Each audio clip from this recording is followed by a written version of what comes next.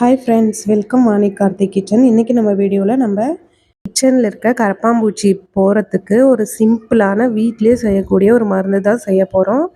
வாங்க எப்படி செய்யலான்னு பார்க்கலாம். நம்ம ஆரஞ்சு சாப்பிடுவோம் இல்லைங்களா, அந்த ஆரஞ்சோட தோல் ஒரு 2 ஆரஞ்சோட தோல் இருந்தால் போதும். இந்த மாதிரி நல்லா வெயிலில் காய வச்சு எடுத்துக்கணும். அதே போல் ஒரு 2 லெமனோட தோல், அதையும் நல்லா வெயிலில் காய வச்சு எடுத்துக்கணும். இந்த மாதிரி கையில் உடைச்சாலே உடையணும், அந்த அளவுக்கு காய வச்சு எடுத்துக்கணும். தான் மிக்சியில் போட்டால் நல்லா அரைபடும்.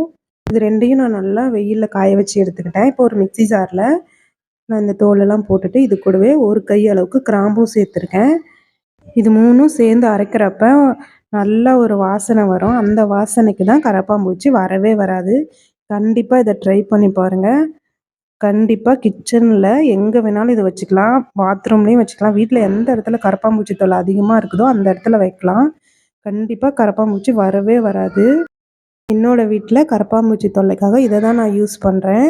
ஓரளவுக்கு பார்த்திங்கன்னா கரப்பாம்பூச்சி வரவே இல்லை. உங்களுக்கு பிடிச்சிருந்தா நீங்களும் இதை ட்ரை பண்ணி பாருங்கள். ரொம்ப ஈஸியாக அதை செஞ்சிடலாம். நம்மளுக்கு ஒரு பைசா கூட செலவு கிடையாது. நம்ம வீட்டிலே யூஸ் பண்ணுற பொருளை வச்சு தான் செய்ய போகிறோம். இந்த மாதிரி நல்லா பவுடராக அரைச்சி எடுத்துக்கணும். இது ரொம்ப ஃபைன் பவுடராக அரையணும் அப்படின்லாம் இல்லை, ஓரளவுக்கு பவுடர் மாதிரி வந்தாலே போதும். இப்போ நம்ம ஒரு கிளாத் எடுத்துக்கலாம். இது எந்த கிளாத்தாக வேணாலும் இருக்கலாம். இந்த பவுடரோட வாசனை வெளியில் வர அளவுக்கு அந்த கிளாத் மெலிசாக இருக்கணும். இந்த மாதிரி கிளாத் எடுத்துகிட்டு சின்ன சின்ன பீஸாக கட் பண்ணி வச்சுக்கலாம். இந்த வீடியோ தீபாவளிக்கு முதல் நாள் ஷேர் பண்ணியிருக்கேன். நாளைக்கு தீபாவளி, ஸோ அதனால் எல்லாருக்கும் ஹாப்பி தீபாவளி ஃப்ரெண்ட். இப்போ அந்த கிளாத்தில் நம்ம அரைச்சி வச்சுருக்க பவுட்ரு கொஞ்சமாக போட்டுட்டு நூல் வச்சு சின்னதாக மூட்டை மாதிரி கட்டிக்கணும்.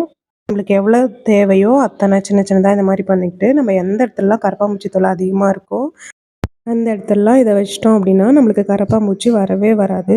கிச்சனில், ஸ்டோர் ரூமில், ஹாலில், பெட்ரூமில், பாத்ரூமில் எங்கே வேணால் வச்சுக்கலாம் ஈரம் படாத இடத்துல. இதை கொண்டு போய் இப்படி ஈரம் படாத இடத்துல வச்சிட்டோம் அப்படின்னா அந்த ஸ்மெல்க்கு கரப்பாம்பூச்சி வரவே வராது. நீங்களும் இதை ட்ரை பண்ணி பாருங்கள்.